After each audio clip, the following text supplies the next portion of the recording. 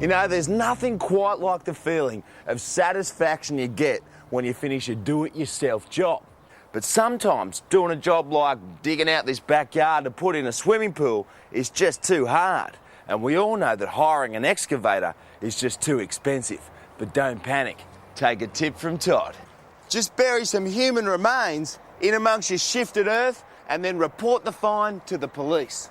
They'll be here with their own excavation crew in no time. Now, I've found that any remains will work in most areas, though you may struggle with Indigenous remains in the Northern Territory. But since we're here in South Australia, I've decided to use 3 child skulls. Yeah, police, please. Oh, g'day, mate. Look, I was just digging around in my backyard and, well, I've dug up some bones and, well, they look human.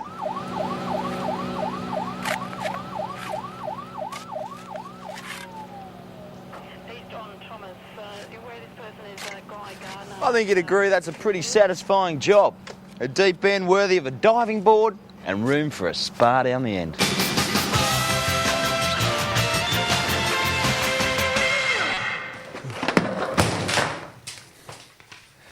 Has this ever happened to you? It's pretty annoying, isn't it? We've all got them, but sometimes they don't do the job. What we need are bigger, stronger fridge magnets. Or better yet, the biggest, strongest fridge magnet of all, the magnet fridge. Here's how it works. Any ferrous metallic object has magnetic particles inside of it. These particles are called ions. A magnet is simply a piece of metal with all the ions pointing in the same direction. Now, if I try and pick up this pin with an ordinary piece of metal, it doesn't work. But if I pass a magnet over the same piece of metal 7 times in the same direction, hey presto, we can now pick up our pin. Now to magnetise our fridge.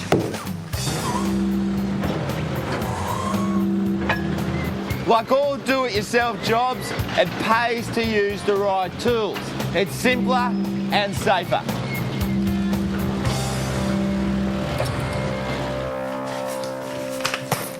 Nothing moving now. And there's plenty more storage space in your kitchen, and it's the first place to look for your keys. Another top tip from Todd.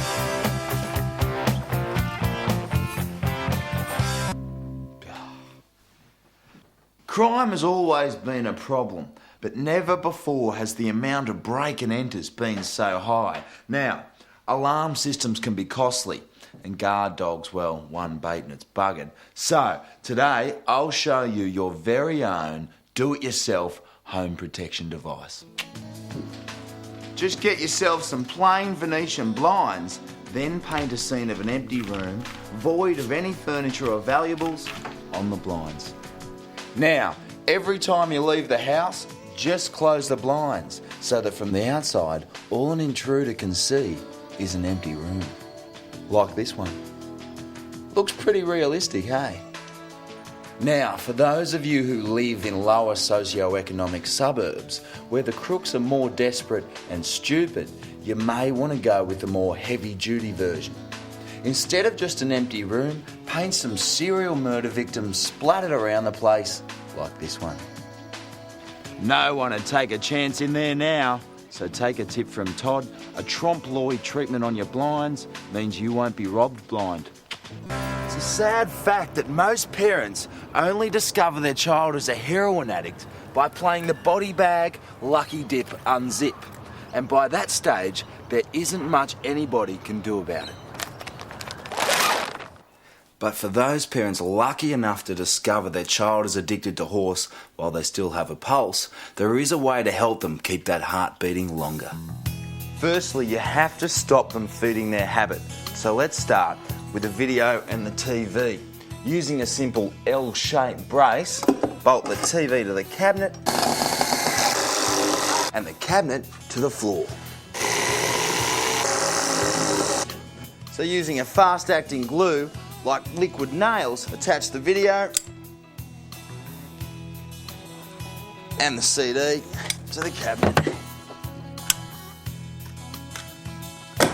No way these babies are ending up in the local hock shop. Now, a handyman needs to use the right tools, and so does a junkie. So.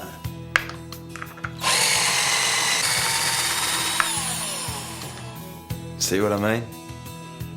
Replacing all the light fittings in your house with some basic blue lights means your kids won't be able to find a vein in this house ever again.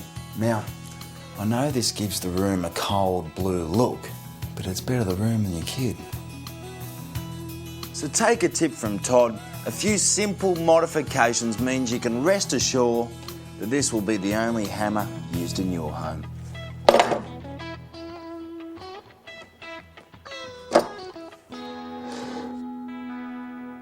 Nothing impresses women or intimidates your mates like a bookshelf heaving under the weight of literary classics. But why waste shelf space on books you know you'll never read? Well, don't worry. There is a way to look bookish without taking up too much room. Simply rip the pages out from these old leather-bound books and use the covers as casings for your favourite videos. For instance, on the outside, this may look like a first edition of Love in the Time of Cholera, but pop it open and we find Police Academy 5, assignment Miami Beach, a real classic. And this complete works of William Shakespeare holds the entire Porky's trilogy nicely. Alas, poor Pee-wee, I knew him well. Friends will fear your intellect and respect your opinions, while you can enjoy Steinbeck's Caddyshack or Tolstoy's Toy Story, knowing the movie's just as good as the book. We all know that keeping pets can be great. They're educational for the kiddies and they provide company for the lonely and emotionally starved. However, feeding pets can be expensive, but not when you have an exotic species like the axolotl or Mexican walking fish. You see, these little fellas have a unique ability. If they lose an extremity like a foot or a tail, it actually grows back. So simply feed your axolotl its own feet. Careful rotation will provide you with a fully recyclable, well-nourished pet. Now, this may look like top tucker, but take a tip from Todd. Because he's eating himself, there's a chance he'll get mad axolotl disease. So it's probably not a good idea to share meals with him. I guarantee you'll enjoy a lifelong, frugal friendship with a Mexican limping fish. Now, you've probably seen some of these little fellas popping up around the place. They're Vietnamese spring rolls, and they're delicious and they're dead easy to make. Here's a recipe that anyone can follow. Now, these rolls are made from thin sheets of rice paper dried on bamboo mats. They're called Ban Trang, and you find them in Asian food stores. But to save you the hassle, we're going to use some white bread instead. Now, the rolls are filled with a mixture of pork, prawn, vermicelli noodles, coriander and carrot. But you know, an equally good substitute is a tin of Tom Piper braised steak and veggies.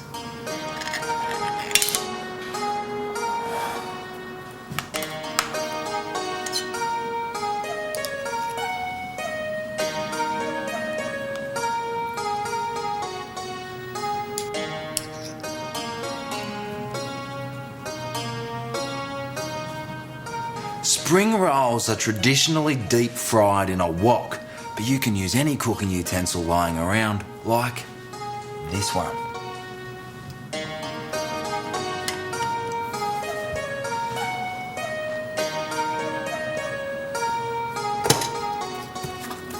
And there you have it, Vietnamese spring rolls. And don't forget the special spicy dipping sauce. As they used to say in Vietnam, bon appetit. Char Goy, 1 tin of Tom Piper braised steak and veg, 1 loaf of tip-top white bread, and 1 squeeze pack of fountain tomato sauce. They reckon acupuncture is a great remedy for pain, but you end up paying a lot of money for a few pricks. Here's a way you can get the same effect. Say you've got a pain in your lower leg Simply get a wooden spoon and put it behind your knee. Then fold your leg under you and wait. After about 5 minutes, bingo, pins and needles. I can't feel my leg anymore. The pain's all gone. After 3,000 years of traditional medicine, looks like the Chinese were onto something after all. Oh. Guys, isn't it true that one of the biggest complaints from women is that we're not very good at foreplay? It's especially a problem with young men who happen to make up a large proportion of our viewers. So today, Todd talks foreplay in a language that all blokes, young and old, will understand. Battleships. Imagine this as your typical woman.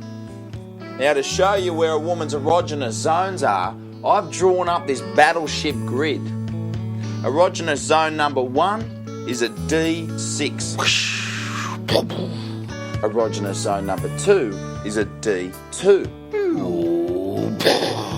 And last but not least, erogenous zone number 3 is a J4. The first thing to do is to play with D6 and D2. Now, women prefer a circular motion, so imagine your finger is a battleship and what you're doing is manoeuvring around the area like you're on surveillance for escaped prisoners. Circle for about 2 minutes on each area, then take the ship south. Not like you're chasing an enemy though, just nice and slow like you're on a supply mission. Now you should arrive within good time at J4, which is at the bottom of Tasmania. This is kind of like arriving at base camp. Do a few circular laps to look for a good place to park the ship. Then after about a minute, give it some up and down movement, kind of like you're doing a reverse park in a real tight spot. Unless you're a pansy who can't reverse park, you should be in within 30 seconds. So that's it. You've worked long and hard and now it's time to sink the battleship. Just remember, women like a man who's good with his hands. So turn on to Todd's tips and see if it floats a boat. Let me know how you get on. One of the top things about living in this lucky country of ours is that we're spoilt for choices when it comes to restaurant cuisine. But for my money, nothing beats the classics. So when I'm talking restaurant food, I'm talking French. Now, the French love nothing more than a rich sauce, so let's start there. All you need is some mayo, this stuff, which is a herb called dill, and some Dijon mustard. That's French. Mix a couple of teaspoons of each of these together and let it infuse. Sound like we're in a restaurant now, Leo? You see how I'm finely chopping this lettuce? Well, we in the restaurant game call that a chiffonade. That's French too. And for a bit of bite, I'm going to add a couple of these tiny onions. They're called echallots. They're French too. And a couple of these little guys, which is called the cornichon, which is basically a French pickle. And finally, you need to get yourself some A-grade beef. This is 100-day grain-fed high fillet, and it's worth about $30 a kilo. So let's put it through the mincer. Now, food is about aesthetics as well as taste, so why not form your meat into attractive shapes? I've decided to shape these into discs. Then sear these in a smoking skillet for about 3 minutes on each side. While they're cooking, let's prepare some cheese. Now, you don't want to overpower the dish with a cheese that's too mature, so I've chosen Port Salut, French again, and we call this shaved cheese. Now, we can put this baby together and serve it with a brioche. That's a French bread roll. And there you have it. 2 all-beef seared discs, dill and Dijon mustard sauce, a chiffonade of greens, shaved cheese, cornichon and echallots on a sesame seed brioche. Would a dish by any other name smell as sweet?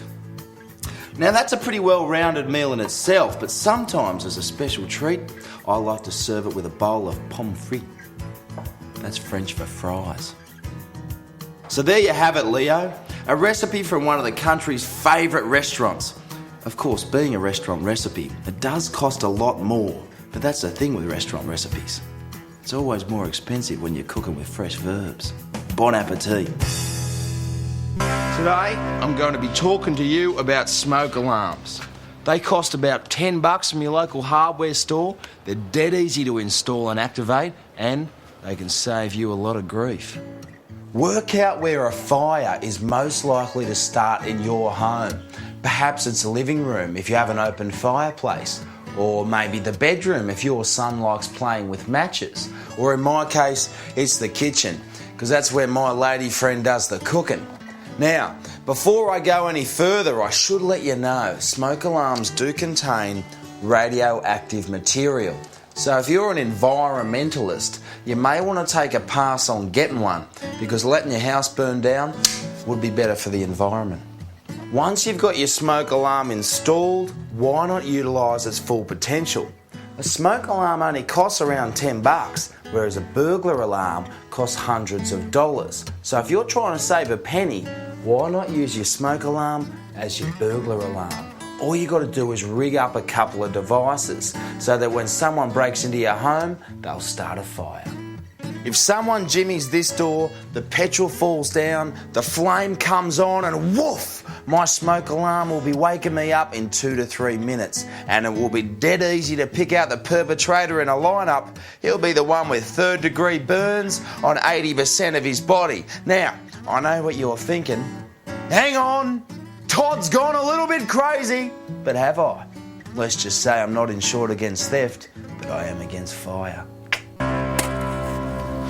Well, it looks like this driveway's ready for cementing, but it's always a stressful job, waiting for wet cement to dry. And what do you do about those young hooligans who always come around writing their graffiti in your beautiful mortar? Here's the drum.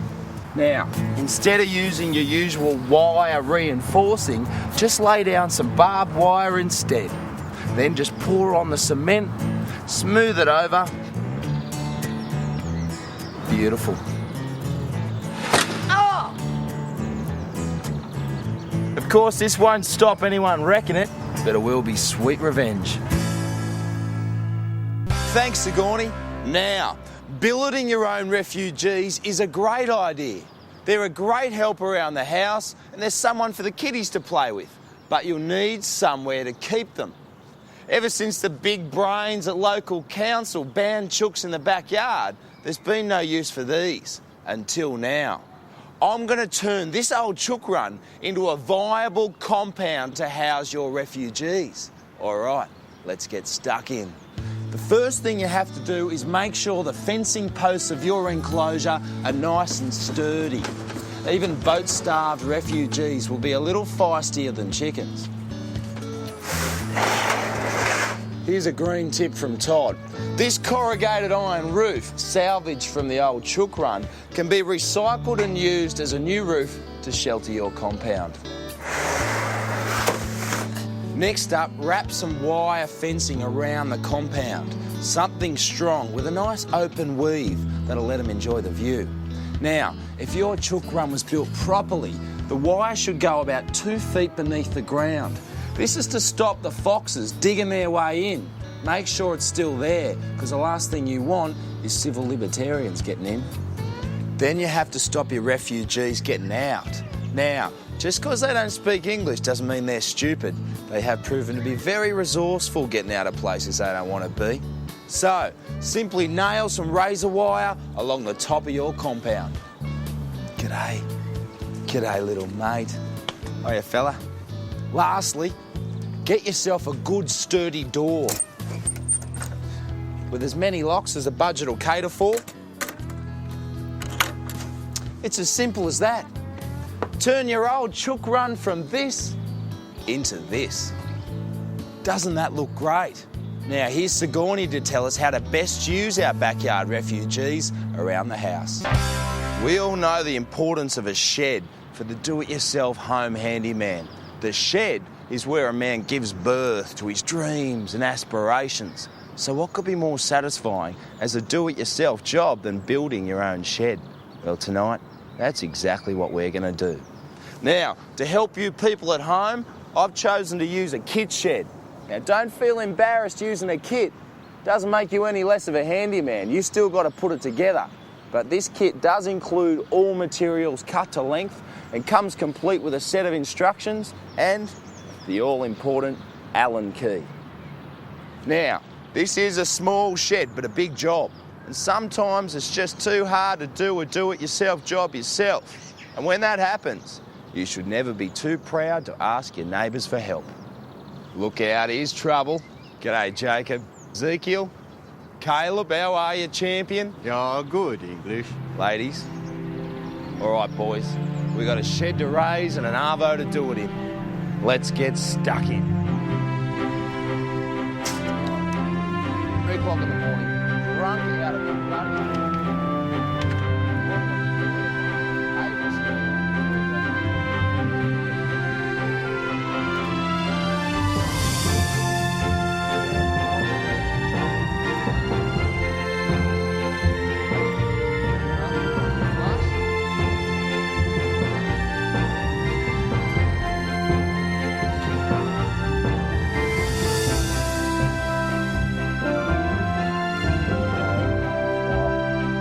Aren't the Amish wonderful?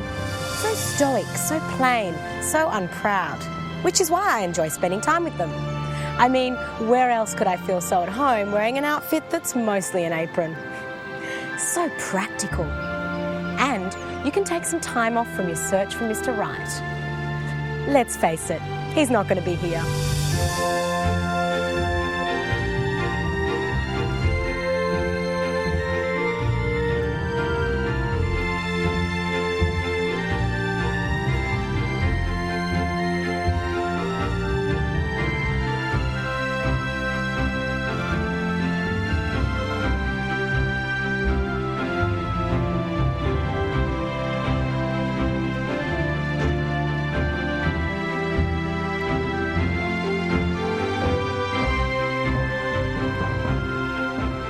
There you have it, a top job by some top tradesmen. So take a tip from Todd and don't you be too proud. Sometimes it pays to have a little help around the house.